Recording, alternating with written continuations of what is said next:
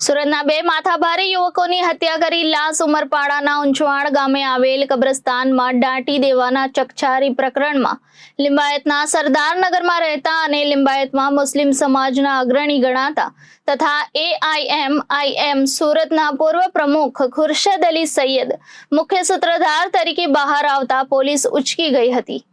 સુરતના બે માથાભારે યુવકોની હત્યા કરી લાશ ઉમરપાડાના ઉંચવાણ ગામે આવેલ કબ્રસ્તાનમાં દાટી દેવાના ચકચારી પ્રકરણમાં લિંબાયતના સરદારનગરમાં રહેતા અને લિંબાયતના મુસ્લિમ સમાજના અગ્રણી ગણાતા તથા AIM સુરતના પૂર્વ પ્રમુખ ખુરશદ અલી સૈયદ મુખ્ય સૂત્રધાર તરીકે બહાર આવતા પોલીસ ઉચકી ગઈ હતી।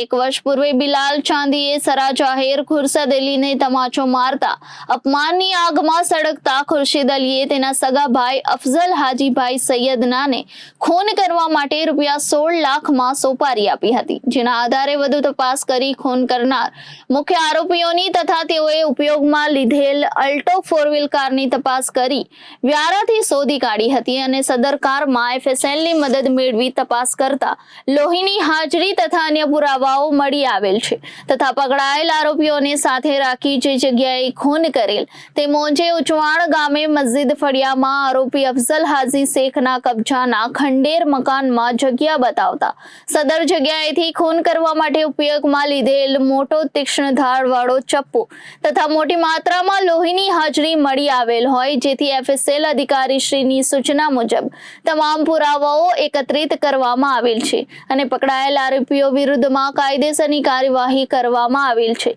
તથા ખૂન કરનાર આરોપી અફઝલ હાજી શેખ તથા તેના સાગરીતને પકડી પાડવાની કાર્યવાહી ચાલુ છે। ગઈકાલે સવારે 7:15 આસપાસ ઉમરપાડા પોલીસ સ્ટેશનના સબ ઇન્સ્પેક્ટર છે અને ઉંચવાડા ગામ છે તેના સરપંચ દ્વારા એક ફોન આવેલો કે રેલવે સ્ટેશન પાસે આવેલું જે કબ્રસ્તાન છે એની અંદર કોઈ પશુ અથવા કોઈ વ્યક્તિઓને દફનાવેલ હોવાની ત્યાંના કબ્રસ્તાનના કેરટેકર જે છે મુસાભાઈ એમને શંકા છે। એ આધારે પોલીસ સ્ટાફ અને સબ ઇન્સ્પેક્ટર દ્વારા ત્યાં SDMને હાજર રાખી અને કબ્રસ્તાનની અંદર જે જગ્યાએ દફનાવેલ જાનવર અથવા વ્યક્તિ હોવાની શંકા હતી ત્યાં પંચો રૂબરૂ એ ખાડો ખોદાવી SDMની મંજૂરી લઈ અને એ ખાડો ખોદતા એમાંથી 2 માનવ શરીર મૃત હાલતમાં મળી આવેલા। આ બંને યુવાનો હતા। એમની ઓળખ કરવાની પોલીસ દ્વારા તજવીજ કરવામાં આવેલી અને એ દરમિયાન પોલીસને માલુમ પડેલ કે આ બંને ઈસમો જે છે એ મૂળ લિંબાયતના વતની સુરત શહેરમાં રહે છે અને એકનું નામ અઝરુદ્દીન ઉર્ફે અજ્જુ કાદર શેખ અને બીજો બિલાલ ઉર્ફે ચાંદી જમીલ સૈયદ નામના વ્યક્તિઓ છે। એ ઓળખને આધારે બંને ડેડ બોડી છે એનું PM કરાવરાવી અને પ્રાઇમરી કોઝ ઓફ ડેથ મેળવવામાં આવેલું। પ્રાઇમા ફેસી પોલીસને આ બંને વ્યક્તિઓ છે એને ગળામાં કાપો મારવાથી અથવા તીક્ષ્ણ હથિયારથી ગળા ઉપર હુમલો કરવાથી મૃત્યુ નિપજેલ હોવાનું PM દરમિયાન પ્રાથમિક કોઝ ઓફ ડેથ મળેલું। આ આધારે આ જે મરણ જનાર પૈકી એક કદીર જમીલ સૈયદ જે છે એ બિલાલના ભાઈ છે, એમની ફરિયાદ પોલીસ દ્વારા 302, 342 અને 201 મુજબ દાખલ કરવામાં આવેલી છે। આ બનાવની હકીકત સંદર્ભે ઊંડાણપૂર્વકની તપાસ કરતા આ ડેડ બોડી છે બંને વ્યક્તિઓ છે એમને ક્યાંય કોઈ અજાણી જગ્યા ઉપર મર્ડર કરી અને આ કબ્રસ્તાનની અંદર દફનાવેલ હોવાનું પ્રાથમિક દ્રષ્ટિએ હાલ જણાયેલું છે। પોલીસ આ મર્ડર કઈ જગ્યાએ કરવામાં આવેલું છે એ દિશામાં અને આ મર્ડરનો મોટિવ શું છે એ દિશામાં હાલ તપાસ કરી રહેલી છે। કેટલીક ક્લૂઝ પણ પોલીસને મળેલી છે અને એ દિશામાં LCB, SOG, સ્થાનિક પોલીસ અને અન્ય ટીમો છે એ જુદી જુદી દિશામાં તપાસ કરી રહેલ છે। એ દરમિયાન પોલીસને જાણવા મળેલ કે ઉમરપાડા પોલીસ સ્ટેશન વિસ્તારમાં રહેતો અફઝલ હાજી શેખ નામનો વ્યક્તિ છે એ પણ આ 3 વ્યક્તિઓ સાથે સુરતથી આવેલો અને મૂળ ઉમરપાડાનો વતની છે। તો એ લોકોને અવારનવાર એમને અહીં બોલાવતો આ બંને મરણ જનારને અને એની સાથે દોસ્તી હતી। આ વ્યક્તિ છે એને શોધખોળ કરતા એ ગાયબ છે અને એ તપાસ દરમિયાન એ ક્યાંય ફોન સ્વિચ ઓફ કરી અને અન્ય વ્યક્તિઓ સાથે ક્યાંક નીકળી ગયેલ હોવાનું પોલીસને પ્રાથમિક દ્રષ્ટિએ હાલ તપાસમાં જણાયેલું છે। આ તપાસ દરમિયાન પોલીસને જુદા જુદા વિટનેસીસ અને ક્લૂઝ મેળવતા ટેકનિકલ સર્વેલન્સ આધારે એવું જાણવા મળેલ છે કે આ જે બંને વ્યક્તિઓ છે એને કોઈ વાહનમાં લઈ આવી અને આ કબ્રસ્તાનની અંદર ઢસડીને લઈ જઈ અને એ લોકોની દફનવિધિ કરેલો હોવાનું જણાયેલું છે.